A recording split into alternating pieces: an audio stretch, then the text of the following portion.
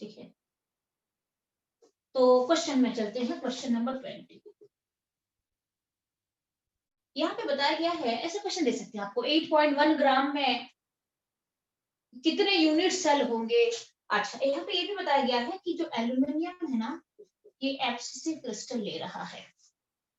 FCC का मतलब क्या होता है, Z इज इक्वल टू 4, और Z इज इक्वल टू 4 का मतलब क्या होता है, एक यूनिट सेल में 4 एटम आपको एल्यूमिनियम का इफेक्टिव मिलेगा।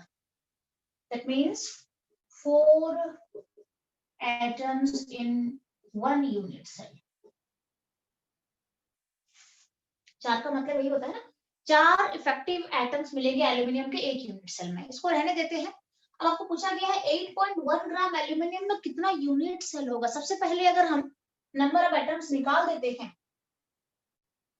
तो इजी यूनिट सेल पे आ जाएगा, क्योंकि 4 एटम अगर एक यूनिट सेल में है तो अगर हम नंबर निकाल देंगे एटम्स कितने हैं 8.1 ग्राम में, तो 8.1 ग्राम में कितने एटम्स है कैसे चेक करेंगे हम।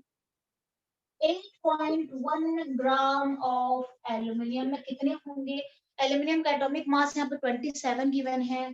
सिंपल है, 27 ग्राम में होते हैं एवोगाड्रो नंबर, एटॉमिक मास है। तो 8.1 ग्राम में मुझे कितने मिलेंगे, दिस डिवाइडेड बाय 27 इंटू 8.1। आप इसे सॉल्व कर लो तो इसमें आपको Na का वैल्यू डालनी है और इसमें से आपको क्या मिलेगा, नंबर ऑफ एटम्स मिल जाएगा। 8.1 ग्राम में कितने एटम्स आपको मिलेंगे, कितने आ रहे हैं आप चेक कर सकते हो, जितना भी आ रहा है, जैसा भी आ रहा है आप इसमें एवोगाड्रो नंबर का वैल्यू डालो, बाय 27 को 8.1 करो तो this much number of atoms आ जाएगा। लेट इट बी x, आसान से आंसर आप डालोगे तो आ जाएगा। ठीक है, ओके। नाउ 4 एटम्स एक यूनिट सेल, तो आपका जो नंबर आया है x एटम्स के लिए कितना चाहिए, x बाई 4 आंसर आ जाएगा आपका। इतने ही यूनिट सेल आपको x बाई 4 जो आंसर यहाँ पे आया होगा डिवाइड बाय 4 कर देना, this much unit cells. Clear है, you can do it.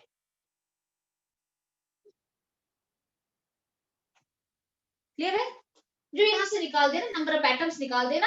4 atom में एक यूनिट सेल के अंदर 4 एटम होता है तो x एटम सेल कितना चाहिए, x बाई 4।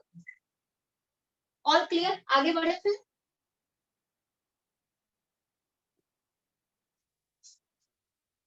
Yes ma'am. किसी को डाउट नहीं है। क्वेश्चन नंबर 22 पढ़ो एक बार, क्वेश्चन नंबर 22 मैं इसको रब नहीं कर रही हूँ। क्वेश्चन नंबर 22,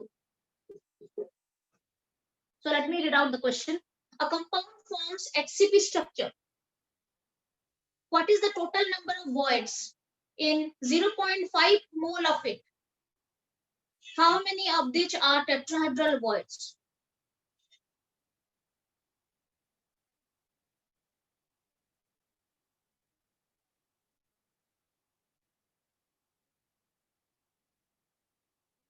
ठीक है,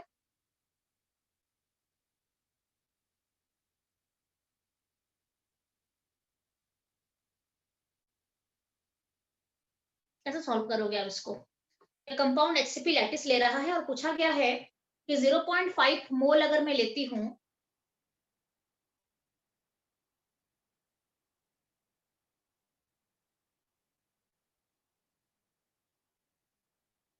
तो मेरा उसमें कितने टोटल नंबर ऑफ वॉइड्स बनेंगे और उसमें से कितने टेट्राहेड्रल वॉइड बनेंगे। यस,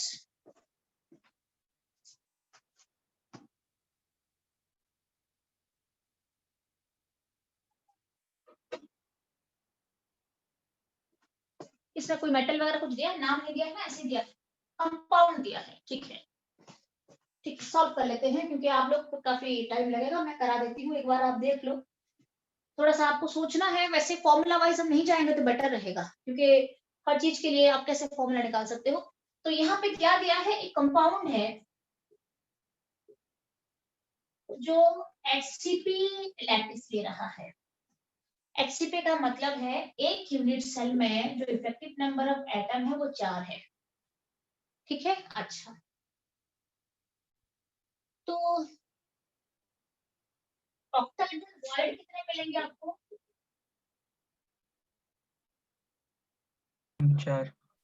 4 मिलेंगे। यस। और टेट्राहेड्रल वॉइड कितने मिलेंगे? 8 मिलेंगे। ठीक है। अच्छा, तो आपको एक यूनिट सेल के अंदर टोटल वॉइड कितने मिल गए? 12 total void, isn't it? Z अगर 4 है तो ऑक्टेडल वॉइड 4 है और टेट्राहेड्रल वॉइड 8 है। एक यूनिट सेल के अंदर अगर मैं Z लेती हूँ 4, मतलब 4 एटम के लिए 4 ऑक्टाहेड्रल वॉइड, 4 एटम्स के लिए 4 ऑक्टाहेड्रल वॉइड। एक यूनिट सेल के अंदर इफेक्टिव नंबर ऑफ एटम्स 4 है मान लो, तो 4 एटम्स के लिए 4 ऑक्टाहेड्रल वॉइड है और 8 टेट्राहेड्रल वॉइड है। अच्छा, बट मैंने कितने लिए हैं? 0.5 मोल। अच्छा, 0.5 मोल का मतलब कितने एटम्स? यस, 0.5 मोल अगर मैं लेती हूँ तो मेरा कितने नंबर ऑफ एटम्स बनेंगे? आप एक बार कैलकुलेट कर सकते हो, पार्टिकल बोल सकते हो आप।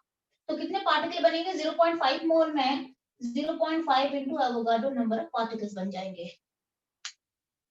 इतना मोल लूंगी तो पार्टिकल्स तो उस हिसाब से होंगे ना। एक मोल में कितने पार्टिकल्स होते हैं? Any particle. 0.5 मोल में this much number of particles आ जाएंगे। अच्छा, अब आपको ये भी पता है कि 4 पार्टिकल के लिए 4 ऑक्टाहेड्रल वॉइड। ठीक है, तो दिस मच पार्टिकल्स के लिए कितना ऑक्टाहेड्रल वॉइड बनेगा? 4 पार्टिकल्स, 4 ऑक्टाहेड्रल वॉइड। पता है आपको इफेक्टिव का मतलब वही होता है, 4 होता है। तो मेरे पास इतने पार्टिकल्स मिले हैं तो 0.5 इंटू Na पार्टिकल्स कितना हो जाएगा? ये कैंसिल हो जाएगा।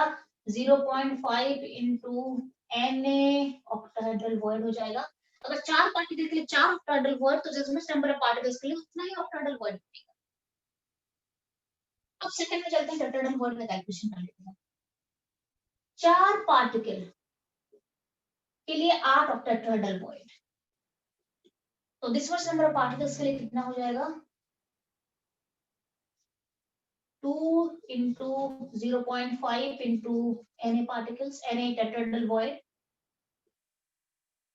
ठीक है, तो 0.5 मोल अगर मैं लेती हूँ तो उसमें मुझे ऑक्टाहेड्रल वॉइड मिल गया ये, और टेट्राहेड्रल वॉइड मुझे मिल चुका है ये। अगर मैं 0.5 मोल लेती हूँ तो आपको बोला गया टोटल वॉइड कितने हैं, दोनों को ऐड कर दो। Tetrahedral total void is equal to tetra octahedral void, ये टोटल वॉइड है। Octahedral void plus tetrahedral void, इन दोनों को प्लस कर दो, यहाँ पे दिस प्लस दिस कर देना, आई विल गेट क्या आ जाएगा आपका 3 into 0.5 into Na voids, total number of voids है ये, दिस मच। क्लियर है?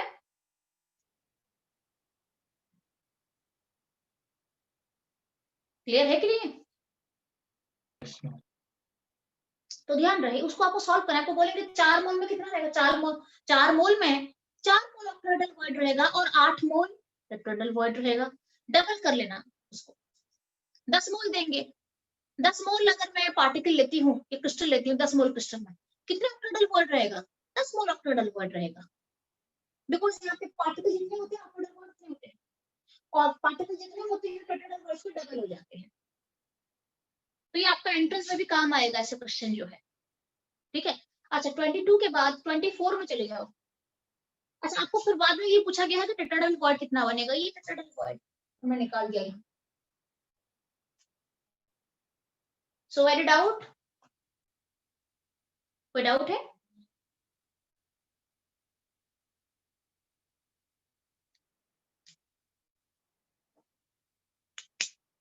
नहीं है ना? आगे बढ़े फिर।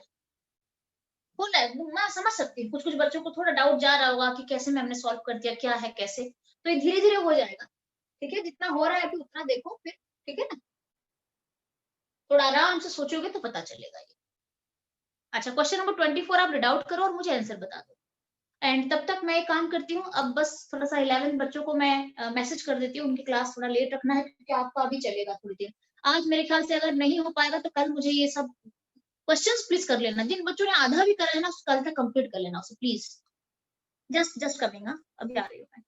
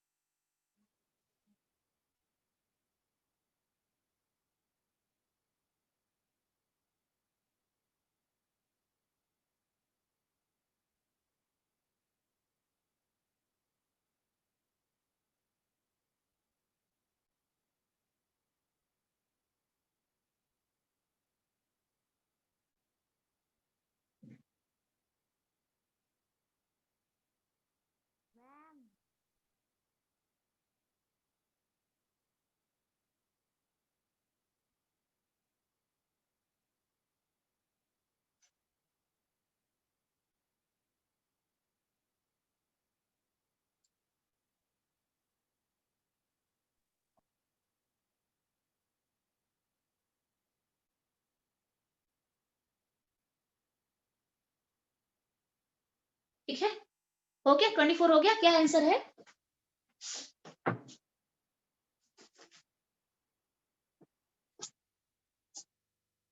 देखा, ये पुराना डाउट रह गया था, आज का तो अभी तक स्टार्ट भी नहीं किया मैंने, ये पुराने डाउट है। डाउट क्लियर कराने का काम आपका है ना? आपको बोलना चाहिए इसमें डाउट है, तो ये फिर रह जाता। और ये 100% सॉलिड से ऐसे ही क्वेश्चन आते हैं।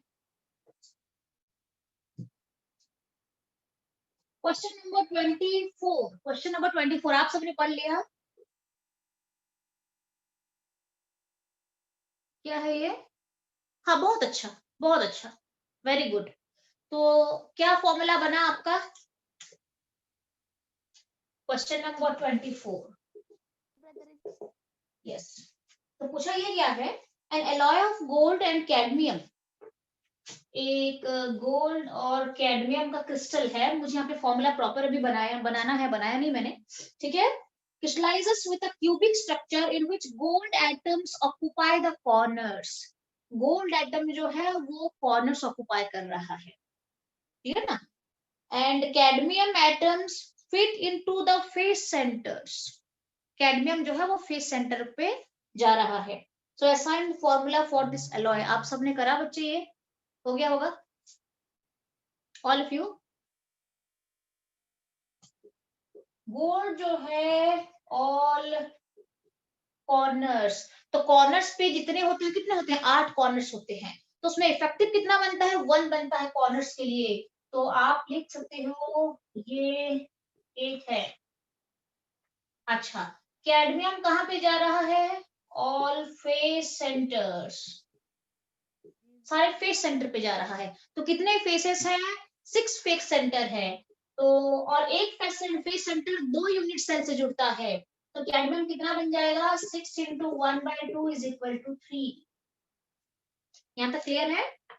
गोल्ड जो है, गोल्ड आइटम्स कॉर्नर्स दे रहा है, तो गोल्ड हो गया 1, कॉर्नर्स वाले तो इफेक्टिव 1 ही होता है। और कैडमियम जो है ऑल फेस सेंटर्स लेता है, मतलब टोटल फेसेस 6 होते हैं, और एक एक फेस जो है वो that is shared by 2 unit cell, तो इफेक्टिव हो गया हाफ, हो गया, तो 6 into half is equal to 3।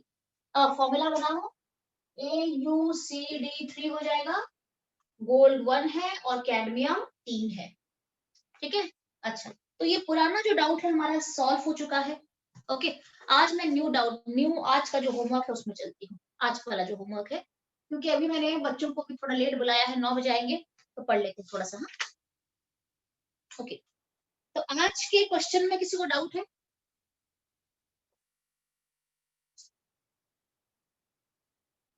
आज का होमवर्क जो मिला है,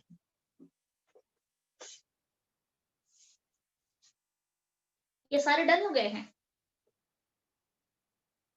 हम्म, या फिर मैं ही आपको दे दूं? 29 एंड 28 बोल रही है मानवी। Yes ma'am. अरे वो 28 एंड 29 वेरी सिंपल, खाली अननेसेसरी इतना बड़ा बड़ा पैराग्राफ डाल के रखा है, कुछ भी नहीं उसके अंदर, yes, कुछ भी नहीं है, बस एक पैनिक बनाने के लिए बनाया है कि इतना इतना बना दिया है, उसके अंदर कुछ है ही नहीं। 26 है, ठीक है 26 भी हो जाएगा, ठीक है। तो बेसिकली मुझे यहाँ पे बाकी तो सारे सिंपल सिंपल क्वेश्चन आप एक बार छांट भी सकते हो। 30 है रिदम का डाउट, मैं एक बार देख लेती हूँ क्या है ये।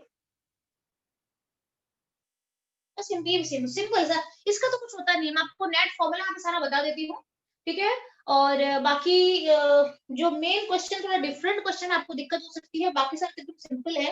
फिर भी अगर आपके डाउट है तो आप मुझे पूछ 27, 25, 21, 27, 27 तो मैंने क्लास में करवा दिया था, सीबीएसई का क्वेश्चन है ये।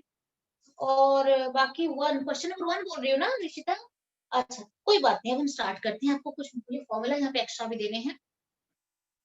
अच्छा, मुझे और एक बात बताओ, ये तो सारे इजी क्वेश्चन हैं सारे, बस वही फॉर्मूला डालने हैं।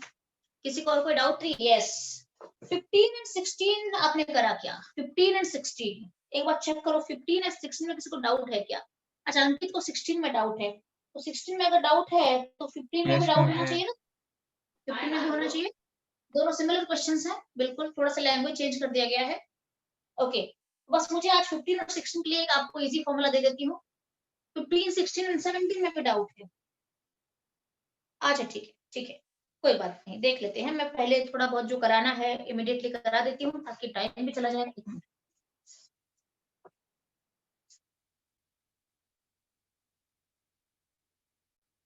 और फटाफट से हम अटेंडेंस भी लेंगे, और ठीक है, बाकी तब आप कर सकते हो। थोड़ा बहुत मैं आपको मेन फॉर्मूला यहाँ पे करवा देती हूँ, और उसके बाद क्वेश्चन मैं आपको बोलूंगी डाउट करने के लिए, और 2-3 क्वेश्चंस प्रैक्टिस करा के फिर 15 और 16 में चलेंगे।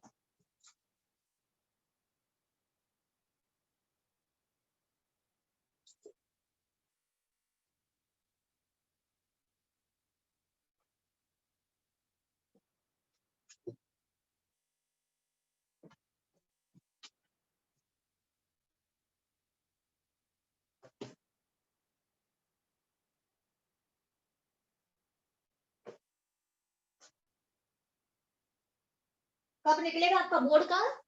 मैम 31 कल। जनवरी बोल रही थी, 31 जनवरी yes, कल आ ma'am, जाएगा बोर्ड का टाइम टेबल, कल आ जाएगा? अच्छा अच्छा 31st को आएगा, अच्छा। 31st। और आप में से कितने बच्चों ने जे मेंस के फॉर्म भरे हैं इस बार, फरवरी वाला? How many of you?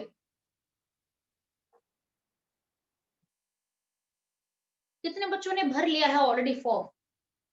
एक मिनट, कोई बच्चा अभी भी है?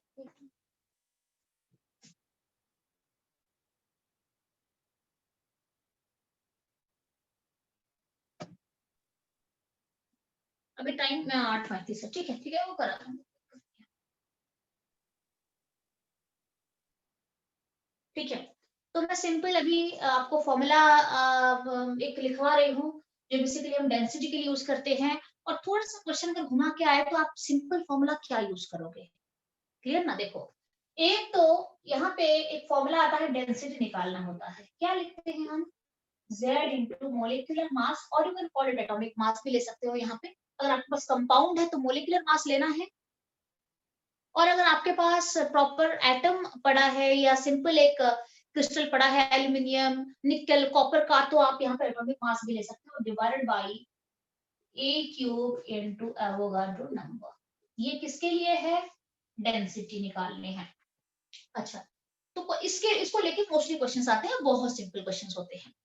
दूसरी बात, कई बार डेंसिटी गिवन रहेगा, जेड गिवन रहेगा, मोलिकुलर मास गिवन रहेगा, आपको पूछा जाएगा कि एज लेंथ निकालो। वेरी सिंपल, सारे फॉर्मूला डाल दो, सारे डाटा डाल दो, ए क्यूब निकाल के, उसके बाद क्यूब रूट निकाल के ए निकालो। ये एक क्वेश्चन होता है। दूसरा क्वेश्चन क्या होता है, सारे डाटा आपको मिले रहेंगे, एज लेंथ मिलेगा, जेड मिलेगा, एम मिलेगा, सब कुछ मिलेगा, बोलेगा डेंसिटी निकालो। Very simple, you can do it. अच्छा, कई बार ऐसा होता है कि सब कुछ डाटा गिवन रहेगा, डी गिवन रहेगा, जेड गिवन रहेगा, मोलिकुलर मास गिवन रहेगा, आपको बोला जाएगा कि पार्टिकल का रेडियस निकालो। ये एक क्वेश्चन टाइप का क्वेश्चन होता है। इसमें क्या करना पड़ता है, सारा डाटा डालने के बाद हमें सबसे पहले ए निकालना पड़ता है, बाकी सारे गिवन रहेगा यहाँ पे। क्लियर है? तो ए निकालने के बाद आपका ए आ गया, क्यूब रूट करके ए निकालना पड़ेगा आपको। थोड़ा सा उसकी प्रैक्टिस कर लोगे, कैसे जल्दी निकालोगे। दिक्कत हो रही है, लॉग टेबल यूज करके ए निकाल, ठीक है। उसके बाद एक बार ए निकालने के बाद आपको पता है पार्टिकल का जो रेडियस आर है और ए के बीच, मैंने आपको रिलेशन बताए थे, हर एक स्ट्रक्चर के लिए बताए। क्या क्या रिलेशन आपको मैंने बताया था, फॉर एचसीपी मैंने बताया था, और एफसीसी। एफसीसी के अंदर आपके इसमें एचसीपी और सीसीपी सारे आ जाएंगे। यहाँ पे मैंने कौन से रिलेशन बताए थे ए और आर को लेके, मैंने बताया था 4r is equal to √2a। बस फॉर्मूला डालो, आपको आर निकालने हैं, आप निकाल दो 1/2 √2a। सबसे पहले ए निकाल दो, सारे डाटा पुट करके, उसके बाद आर निकाल दो। ये क्वेश्चन होता है। अच्छा, आपको चाहिए सी बीसीसी। बीसीसी के लिए क्या रिलेशन लेते हैं, 4r is equal to √3a। So r is equal to √3/4a। Formula डालो, ए निकालो, उसके बाद आर निकालो। आपको एक सिंपल क्यूबिक स्ट्रक्चर मिला हुआ है, सिंपल क्यूबिक। कौन मुझे बताएगा क्या रिलेशन है आर और ए के बीच में? 2r equals to a. Yes, 2r is equal to a, so r is equal to a/2। ये एक तरीके का क्वेश्चन होता है, आप इसको निकाल सकते हो। आज तक बोर्ड के एग्जाम में जो मैंने आपको कहा था ना, मैंने आपको याद करो, एक दिन कहा था कि नेबरिंग एटम का डिस्टेंस कहा था। Yes, ma'am. क्या कहा था मैंने उसके आंसर में?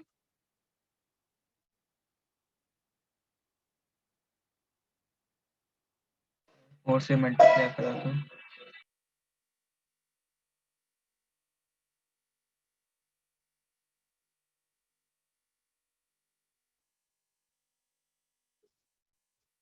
नेबरिंग एटम्स के डिस्टेंस मैंने आपको पूछे थे। पास पास नजदीक के टच में जो एटम है, जो पार्टिकल है, उनके बीच का डिस्टेंस कितना होता है।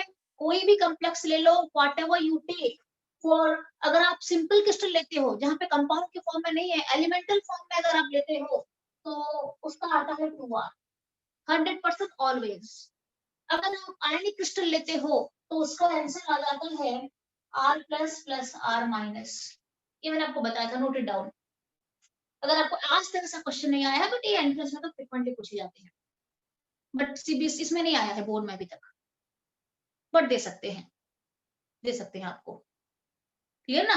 तो नेबरिंग एटम्स का डिस्टेंस अगर आपको पूछा जाएगा, तो अगर मेरे पास जैसे सिल्वर है, गोल्ड है, निकल है, कॉपर है, एल्यूमिनियम है, तो ये है एलिमेंटल फॉर्म के मेटल है प्रॉपर। वो किसी का कंपाउंड नहीं बना रहे हैं, प्रॉपर क्रिस्टल है उस मेटल का, तो उसमें 2r का अप्लाई कर देना।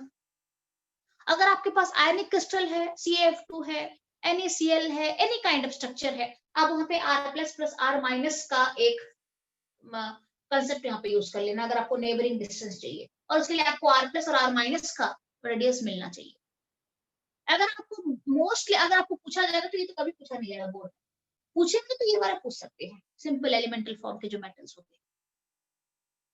ठीक है, अच्छा, तो ये क्वेश्चन भी पूछे जाते हैं। नेबरिंग सब कुछ दिया रहेगा, डी दिया रहेगा, जेड एम सब कुछ दिया रहेगा, आपको पूछा जाएगा नेबरिंग एटम का डिस्टेंस निकालो। आपको सबसे पहले ए निकालना पड़ेगा, ए निकाल सकते हो क्यूब रूट निकाल के। ए निकालने के बाद आर निकाल देना, स्ट्रक्चर पे चले जाना, क्या है देख लेना, एक बार आर निकाल देना, उसके बाद 2r कर देना, you will get the answer. ठीक है, अच्छा, और एक क्या आता है क्वेश्चन, ए गिवन रहेगा, डी गिवन रहेगा, मोलिकुलर मास गिवन रहेगा, ये तो आपको पता ही है। ठीक है, आपको बोलेंगे टाइप ऑफ क्रिस्टल निकालो, नेचर ऑफ क्रिस्टल निकालो। जहां पे type of crystal, nature of crystal निकालने के लिए बोला जाता है, वहां पे जेड निकालना होता है। क्लियर है? अगर Z4 आ गया मान लो, एग्जैक्टली 4 तो कभी आता ही नहीं है, बट हम उसको राउंड ऑफ कर लेते हैं, तो आइदर Z4 आएगा या फिर Z2 आएगा या फिर Z1 आएगा। क्लियर ना? अगर Z4 आता है तो नेचर ऑफ क्रिस्टल क्या है? FCC लैटिस है। अगर Z2 आ गया आंसर आपका, तो क्या नेचर है? BCC लैटिस है। अगर Z1 आ गया तो सिंपल क्यूबिक लैटिस है। तो ऐसे बहुत सारे क्वेश्चंस के अंदर है, आप देख लेना। ये कुछ तो आपके डाउट्स भी हैं आज, जिसमें कि नेचर ऑफ द क्रिस्टल पूछा गया है, जिसमें कि ऋषिता ने भी एक डाउट पूछा था, उसमें what is the nature of the crystal पूछा गया है। तो उसमें आपको Z निकालने के लिए बोला गया है, सिंपली Z निकाल दो, will get the type of crystal. All clear? अच्छा, और एक क्वेश्चन आता है, सब कुछ भरा आपको गिवन रहेगा और पूछा जाएगा एवोगाड्रो नंबर आपको निकालने के लिए बोला जाएगा वहां पे। ठीक है, calculate the value of Avogadro number, या फिर आप एवोगाड्रो नंबर को आपको निकाल के चेक कराना है आपको कितना आ रहा है वहां पे एवोगाड्रो नंबर। ये भी एक दो क्वेश्चन है। ठीक है, तो क्वेश्चन काफी टाइप से क्वेश्चन यहाँ पे आपको गिवन है। ऐसे भी क्वेश्चन है आई थिंक। हाँ, जैसे क्वेश्चन नंबर 8 है। क्वेश्चन नंबर 8 है, कुछ नहीं करना आपको, सिंपल सब कुछ वैल्यू डाल के एवोगाड्रो नंबर निकाल ही देना है, कुछ नहीं करना है आपको। Na को अननोन रख देना है और बाकी सबका डाटा डाल के Na निकाल देना है, और देख लेना है कि जो Na है वो मैच कर रहा है कि नहीं कर रहा है एवोगाड्रो नंबर के साथ। तो क्वेश्चन नंबर 8 है, इसमें क्या पूछा गया है? क्वेश्चन नंबर 8 में सब कुछ गिवन है, डेंसिटी गिवन है, आपका डायमेंशंस गिवन है, और आपको टाइप गिवन है, और पूछा गया है use this information to calculate Avogadro number पूछा गया है। बस आपको एवोगाड्रो नंबर निकालना, ये एक टाइप का क्वेश्चन होता है। ठीक है, अच्छा मैम और कितनी देर क्लास हो गया? नेट खत्म हो गया मेरा। नेट खत्म हो गया, अभी 10 मिनट है शायद, अभी तो क्लास अभी है, 10 मिनट के बाद छुट्टी करूंगी। ये लास्ट है मेरे से, वैसे भी 10 मिनट है, छुट्टी करूंगी। पूरी खत्म हो गए अमन? यस मैम, आज जल्दी खत्म हो गया मेरा। अच्छा, आप क्या पर डे हिसाब से डालते हो क्या? यस मैम, मैंने 1 साल का डलवा रखा है, मेरे को 2 GB डेली मिलता है। ओ, डेली का कुछ, अच्छा अच्छा अच्छा अच्छा, ऐसे होता है ना। ठीक है, अच्छा, अब आपको मैं क्वेश्चन पे लेके जाती हूँ। 8-3 क्या है बेटा? हाँ, तो अब आपको मैं क्वेश्चन पे लेके जाती हूँ। क्वेश्चन नंबर 15 एंड 16 करा देती हूँ, जो इम्पोर्टेंट है। बाकी जो बच जाएगा कल करेंगे। कल बाकी बच्चे थोड़ा सा प्लीज करके आ जाना क्वेश्चन जो है। ठीक है, बाकी जो है वो जो पेंडिंग है ना क्वेश्चन, सॉल्व करके आ जाए। क्वेश्चन नंबर 15 इस टाइप का क्वेश्चन देते हैं यूजुअली, तो मैं आपको बता रही हूँ कि कैसे सॉल्व करना है। तो इसको मैं रब कर रही हूँ, ये वाला जो पोर्शन है इसे मैं रब कर रही हूँ।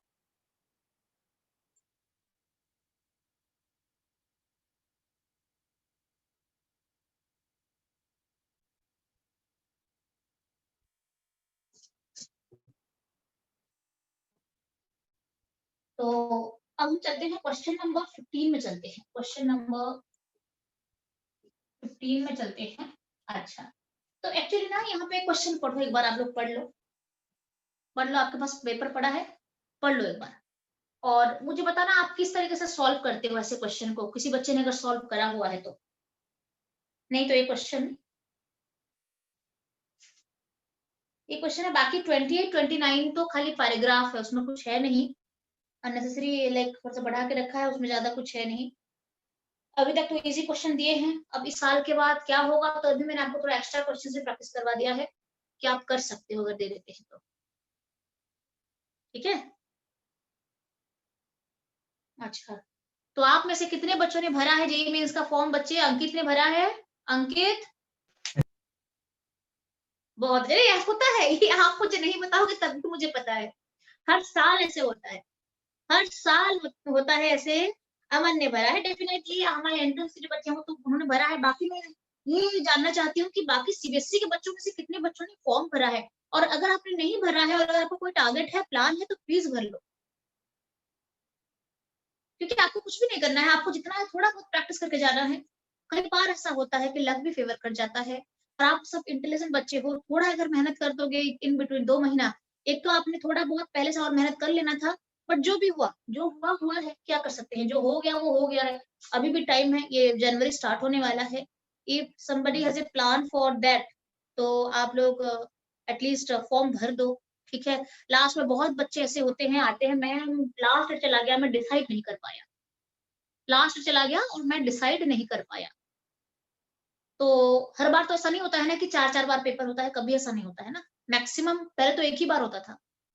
जिस बच्चे को डिसाइड करना है, फटाफट डिसाइड कर लो टाइप की बात होती थी। पहले की बात कर रही हूँ मैं, जब साल में एक ही बार जेईई मेंस होता था। बच्चों को डिसाइड करना, इमीडिएट कर डिसाइड करना पड़ता था, उनके पास और कोई ऑप्शन ही नहीं था उस टाइम। जो बच्चे देते थे बस दे दिया, जिन बच्चों ने मिस्टेक कर दिया या दिया नहीं या गलती हो गई उनसे, गया वो। तो आपके पास अभी यूजुअली लास्ट ईयर तो 2 ऑप्शंस थे बच्चों के लिए, अभी आपके पास काफी सारे ऑप्शंस हैं। तो if anybody has a plan for that, don't miss the options, आप मिस मत करो। तो अनुराग ने भी भरा है, उस दिन मेरी बात हुई थी। अमन ने भरा है, अमन जनकपुरी।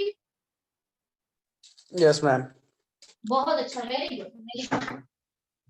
आते हैं बच्चे, बाद में आते हैं और पता भी चलता है, इसमें से बहुत बच्चे सीबीएसई के भी बच्चे होते हैं, और वैसे तो बहुत बिना प्रैक्टिस का थोड़ा मुश्किल हो जाता है, क्योंकि आपने उस पैटर्न को प्रैक्टिस करा ही नहीं है कभी।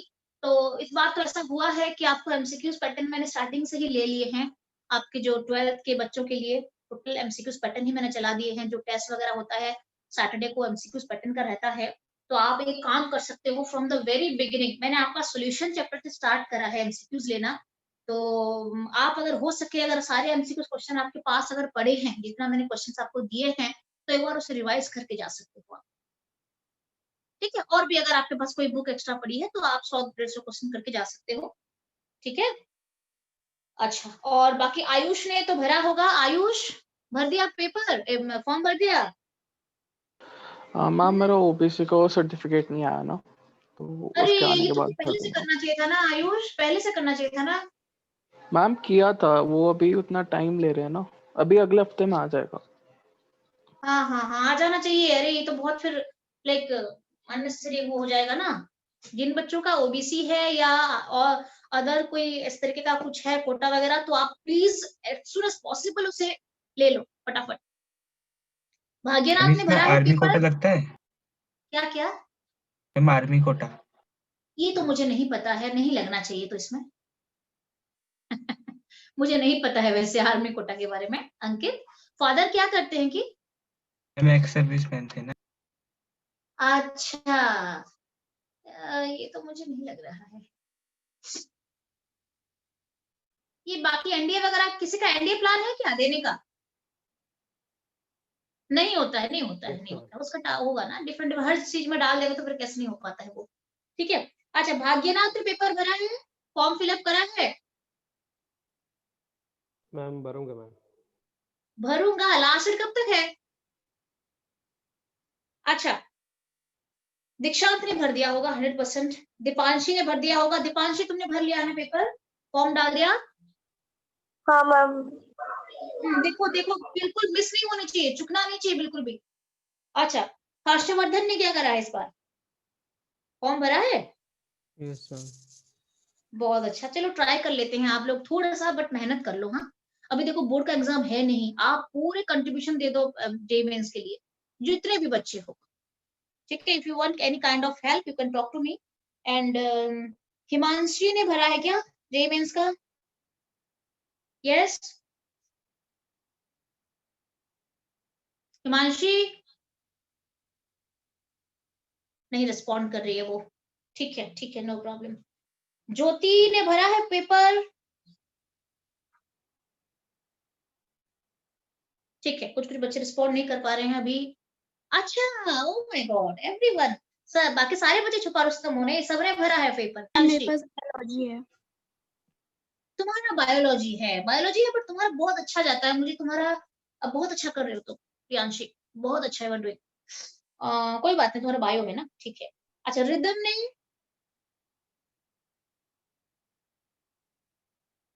अच्छा रिदम रिस्पॉन्ड नहीं कर पा रही है। ऋषिता ने भरा है क्या? नहीं भरा है। ऋषिता, ऋषिता, रिदम ने नहीं भरा है। ऋषिता, ऋषिता का मेरे ख्याल से सब कुछ है, बायो भी है और मैथ्स भी था, मुझे जो लग रहा है। दोनों, कुछ कुछ बच्चे हैं जो दोनों लेके रखे हैं। और बाकी सागर ने पेपर भरा है, सनोबर ने, सागर एंड सनोबर, सनोबर का तो बायो है, सुनो पर सागर का क्या है, मैथ्स है या बायो है? मैम दोनों है। दोनों हैं, तो तुमने भरे हैं क्या सागर? नो अभी तो टाइम है, भर दूंगा। हाँ हाँ हाँ, देखना देखना, क्योंकि बच्चों का बहुत डिफरेंट डिफरेंट प्लान भी होता है, जरूरी नहीं है कि आप एक ही फील्ड में जाओ। अगर आपका कुछ प्लान है तो भरो, अदरवाइज कुछ डिफरेंट प्लान अगर लाइफ में है तो go for that. Sneha, Sneha, Bhagyanath का तो रिस्पॉन्ड नहीं हो रहा था, बिल्कुल भी रिस्पॉन्स नहीं मिला था मुझे। स्नेहा, स्नेहा ने भरा है?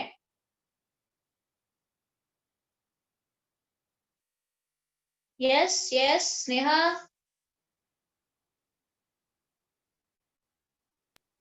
मैम क्या मीटिंग है, रन मैं हो पढ़ रही नहीं है। पाई स्नेहा, मैं पढ़ नहीं पाई Sneha. You wrote something? Ma'am करूंगी अप्लाई। करूंगी अप्लाई। अच्छा, खाली अप्लाई नहीं करनी है, थोड़ा फोकस भी करनी है पढ़ाई में, ठीक है ना? तुम लोग तो अच्छे बच्चे हो, स्नेहा भी काफी इंटेलिजेंट है। आप लोग थोड़ा लेट हो गए बच्चे, पता है ना, दिस इज द फैक्ट, थोड़ा लेट हो गए, बट आई थिंक अभी भी टाइम है, देख लो थोड़ा सा, है ना, हो जाएगा। अच्छा, अब मैं आपको क्या बता रही थी, एक फॉर्मूला आपको ये भी लिखना है इसमें से। एक तो फॉर्मूला आप सिंपली डाल सकते हो, और 15 और 16 के लिए एक और फॉर्मूला आप डाल सकते हो, गिवन नंबर